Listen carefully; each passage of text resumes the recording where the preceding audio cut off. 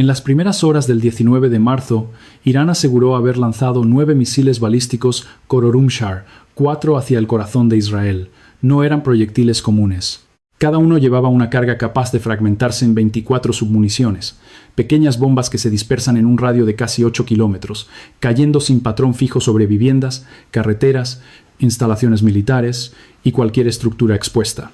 No hay selección de objetivos en la fase final, solo impacto, velocidad y saturación. El cuerpo de la Guardia Revolucionaria Islámica declaró que este ataque formaba parte de la ola 64 de la Operación Promesa Verdadera 4, describiéndolo como el paquete de ataque coordinado más grande de toda la guerra. 80 objetivos militares y logísticos golpeados en un solo intervalo concentrado, desde Eilat en el extremo sur hasta Haifa en el norte, no en días, no en fases separadas, todo en una sola ventana operativa. Israel sostiene que más del 70% de los lanzadores balísticos iraníes ya han sido destruidos, pero ese dato entra en conflicto directo con lo ocurrido. O esa evaluación es incorrecta, o Irán ha conservado reservas ocultas que sobrevivieron a toda la campaña aérea. Y lo más inquietante, estos misiles podrían no representar ni siquiera la totalidad de su capacidad restante. Al mismo tiempo, Hezbollah lanzó salvas sincronizadas hacia el norte de Israel, y en paralelo, el IRGC afirmó haber atacado la quinta flota de la Marina de Estados Unidos en Bahrein. Como si eso no fuera suficiente, infraestructuras energéticas en todo el Golfo, desde Qatar hasta Kuwait y Arabia Saudita, comenzaron a arder casi simultáneamente. Esto ya no es una serie de ataques aislados. Es una arquitectura de presión diseñada para romper múltiples sistemas a la vez. Lo que ocurrió en esas horas redefine el conflicto. No se trata solo de misiles. Se trata de coordinación estratégica en múltiples dominios. El IRGC identificó estas acciones como las olas 63 y 64 de su operación. La ola 63 llevaba el nombre en clave Yasahib al-Zaman, dedicada a un alto funcionario de inteligencia eliminado previamente en un ataque conjunto entre Estados Unidos e Israel. Pero el lenguaje utilizado en su comunicado fue aún más revelador. No hablaron de intereses israelíes, sino de intereses estadounidenses. Es una señal directa a Washington. A partir de ahora, cualquier infraestructura energética vinculada a actores estadounidenses se convierte en objetivo permanente. La ola 64 tuvo un enfoque distinto. El aeropuerto Ben Gurion fue señalado como un nodo clave para operaciones militares y apoyo logístico. Haifa fue descrita como un punto de concentración de tropas y refinerías. Rishon LeZion, una ciudad densamente poblada en el centro del país, también fue alcanzada. Y luego está el detalle más crítico: los aviones cisterna. Irán está intentando destruir la capacidad de reabastecimiento aéreo de Israel. Sin esos aviones, los F-35 pierden alcance estratégico. Las misiones de penetración profunda en territorio iraní se vuelven mucho más complejas. No es solo un ataque, es una degradación calculada de capacidades clave. Mientras tanto, el IRGC también afirmó haber impactado el cuartel general de la Quinta Flota estadounidense en Bahrein utilizando misiles de alcance medio. Desde finales de febrero, esa base ha sido blanco repetido. Solo Bahrein ha interceptado cerca de 300 misiles y drones desde el inicio del conflicto. Un país pequeño absorbiendo un volumen de fuego que pondría bajo presión a muchas naciones de la OTAN. Ese dato por sí solo revela la escala real de esta guerra. Pero el punto de inflexión táctico está en el Khorramshahr 4. La mayoría de los análisis simplifican su funcionamiento. Se habla de múltiples cabezas como si fueran 2 o 3 fragmentos. No es el caso. Este sistema puede liberar hasta 24 submuniciones independientes, cada una con carga explosiva significativa. Estas se dispersan a gran velocidad en la fase terminal, creando patrones de impacto aleatorios en áreas extensas.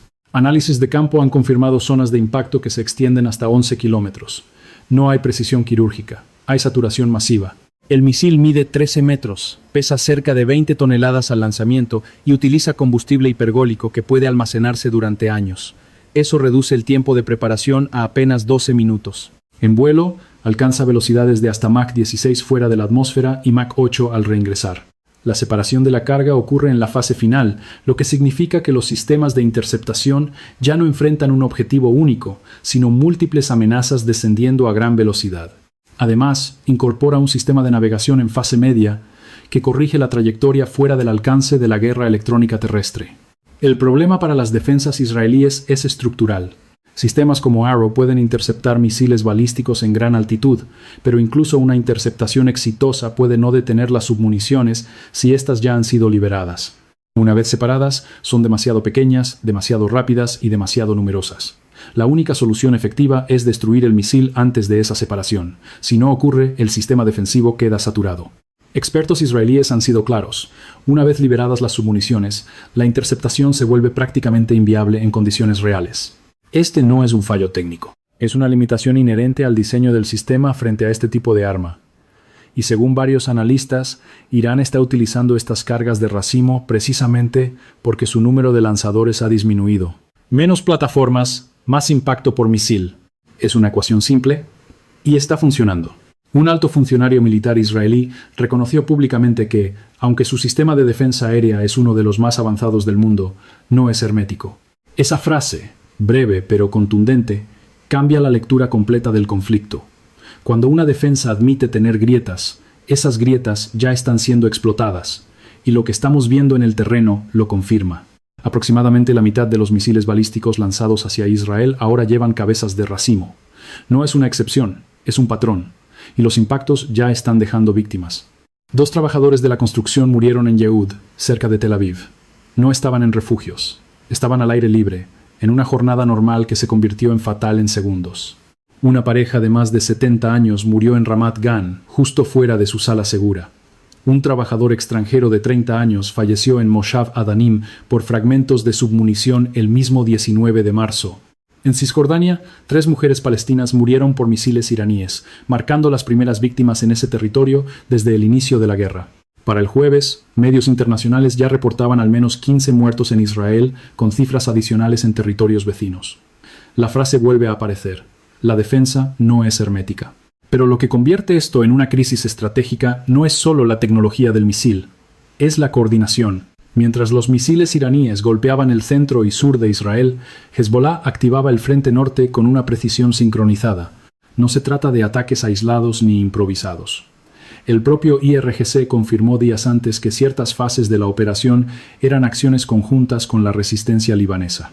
Es la primera vez que Irán reconoce públicamente coordinación operativa en tiempo real con Hezbollah durante esta guerra. El patrón de los días 18 y 19 de marzo lo deja claro. Mientras los misiles balísticos descendían sobre ciudades centrales, Hezbollah lanzaba salvas simultáneas hacia Haifa, Najariyya y toda la región de Galilea. El ritmo promedio, alrededor de 100 cohetes diarios, y no al azar, sincronizados para impactar en la misma ventana temporal que los lanzamientos iraníes. El objetivo no es simbólico, es saturar cada capa del sistema defensivo israelí desde múltiples direcciones. Forzar decisiones. Obligar al sistema a elegir qué interceptar y qué dejar pasar. Las estimaciones indican que Hezbollah aún conserva aproximadamente 25.000 misiles, 10.000 drones y miles de combatientes de élite de la unidad Radwan. Desde el 3 de marzo, el grupo ha ejecutado más de 280 oleadas de ataque. Israel ha respondido con más de 250 bombardeos en territorio libanés, mientras fuerzas terrestres avanzan hacia el sur del río Litani. Las consecuencias humanitarias son masivas. Más de 1 millón de libaneses han sido desplazados, cerca del 20% de la población total. Se reportan más de 900 muertos, incluyendo más de 100 niños. El comandante del Frente Norte de Israel calificó la reentrada de Hezbollah en el conflicto como un error grave, pero inmediatamente añadió una advertencia: los ataques continuarán y su intensidad aumentará. No es el lenguaje de una guerra cercana a terminar, es el lenguaje de una escalada sostenida. Y mientras todo esto ocurre en el plano militar, una dimensión aún más peligrosa empieza a dominar el conflicto: la energía. El 18 de marzo, Israel atacó el campo de gas South Pars en Irán, la mayor reserva de gas natural del planeta compartida con Qatar. La respuesta iraní fue inmediata y directa. Infraestructura energética en todo el Golfo se convirtió en objetivo.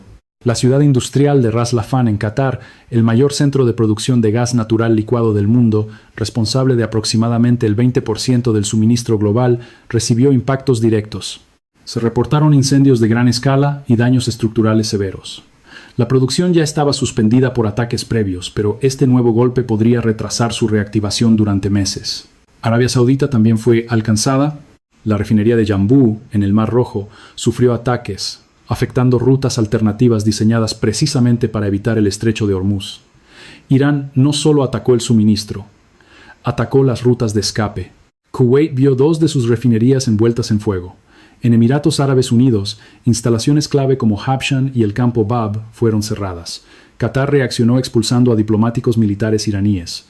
Arabia Saudita declaró públicamente que cualquier nivel de confianza previo había sido completamente destruido.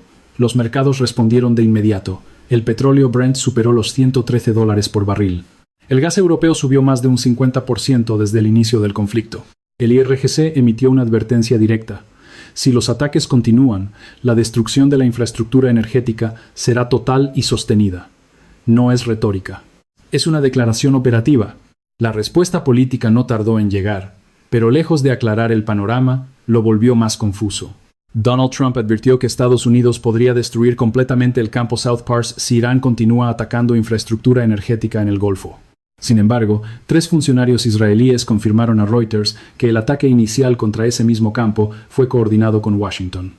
2 versiones opuestas, coexistiendo al mismo tiempo. Ambas no pueden ser ciertas. Y esa contradicción revela algo más profundo. El entorno informativo de esta guerra está fragmentado, opaco y estratégicamente manipulado. Si ampliamos la vista, el cuadro es aún más inquietante. El Pentágono ha solicitado más de $200.000 millones en financiación adicional para sostener la guerra. El estrecho de Hormuz permanece prácticamente cerrado, una arteria crítica por donde fluye cerca del 20% del petróleo y del gas natural licuado del mundo. 13 militares estadounidenses han muerto en distintos puntos de la región. Estados Unidos ha atacado más de 7.000 objetivos dentro de Irán, y Teherán reporta más de 1.400 muertos, incluyendo cientos de civiles, entre ellos mujeres y niños. Pero hay otro dato que merece atención. El IRGC afirmó que más de 5 millones de israelíes han pasado largos periodos confinados en refugios desde el inicio de la ola 63. Esa cifra no es menor. Representa una parte significativa de la población viviendo bajo tierra, adaptándose a una rutina de alertas, sirenas y desplazamientos constantes hacia espacios protegidos. El propio Ministerio de Salud israelí ha advertido a la población que se dirija a los refugios con precaución debido a lesiones provocadas en el caos de evacuación. Escuelas cerradas, parlamento funcionando a medio ritmo y un ombudsman estatal alertando que la falta de refugios adecuados en el norte es un riesgo inmediato. Y aún así, el apoyo público a la guerra se mantiene alto. Esa es una de las dinámicas más complejas de este conflicto. La población vive bajo presión constante, pero percibe la guerra como existencial. Esa combinación de disrupción extrema y determinación sostenida define cuánto tiempo puede una democracia mantener una campaña militar mientras su sociedad opera en condiciones de emergencia prolongada. Muchos observadores aún describen esta guerra como un intercambio de misiles. Esa interpretación ya no es suficiente. Lo ocurrido entre el 18 y el 19 de marzo marca un cambio estructural. El conflicto ha cruzado una línea. Ya no se limita a objetivos militares. Se ha convertido en una guerra energética con consecuencias económicas globales que ningún actor parece capaz de controlar completamente. Las cifras lo resumen con claridad. Irán, supuestamente debilitado, ejecuta un ataque coordinado contra 80 objetivos en toda la extensión de Israel. Utiliza misiles con múltiples submuniciones diseñadas para saturar defensas avanzadas. Activa simultáneamente a Hezbollah en el norte. Y en paralelo incendia infraestructura energética clave en varios países del Golfo, todo en una misma ventana operativa. Esto plantea 2 escenarios, ambos preocupantes. O las evaluaciones de daño de Israel están infladas, o Irán ha preservado capacidades ocultas en ubicaciones dispersas. En ambos casos, la implicación es la misma. La guerra está lejos de estar contenida. El impacto económico ya es visible. Petróleo por encima de $113. Gas natural con incrementos superiores al 50%. El estrecho de Hormuz cerrado. Cerca del 20% del suministro global de energía afectado. Más de 1 millón de desplazados en Líbano. Millones de civiles en refugios en Israel. Y una solicitud masiva de financiación militar en Estados Unidos. No hay señales claras de desescalada. Ningún marco de alto el fuego definido. Ninguna hoja de ruta compartida. Y entonces surge la pregunta clave. Una pregunta que ninguna capital, ni Washington, ni Teherán, ni Tel Aviv, ha respondido públicamente. ¿Cómo se define la victoria en un escenario donde la economía global es parte del campo de batalla? Porque mientras esa respuesta siga ausente, cada nuevo ataque no solo prolonga la guerra, sino que amplía su impacto más allá de cualquier frontera. Comparte esta información con quienes siguen este conflicto de cerca. 80 objetivos alcanzados en Israel, misiles con submuniciones multiplicando el daño, infraestructura energética en llamas desde Qatar hasta Arabia Saudita. Hezbollah lanzando 100 cohetes diarios en sincronía, millones de civiles bajo tierra, y ningún gobierno ha explicado cuál es el final aceptable de todo esto. Gracias por acompañar este análisis. Déjame tu opinión. ¿Quién crees que está ganando realmente esta guerra? ¿Estamos viendo el inicio de una escalada fuera de control? Comparte tu perspectiva en los comentarios. Suscríbete para seguir recibiendo actualizaciones y continúa con el siguiente video para entender hacia dónde podría dirigirse este conflicto.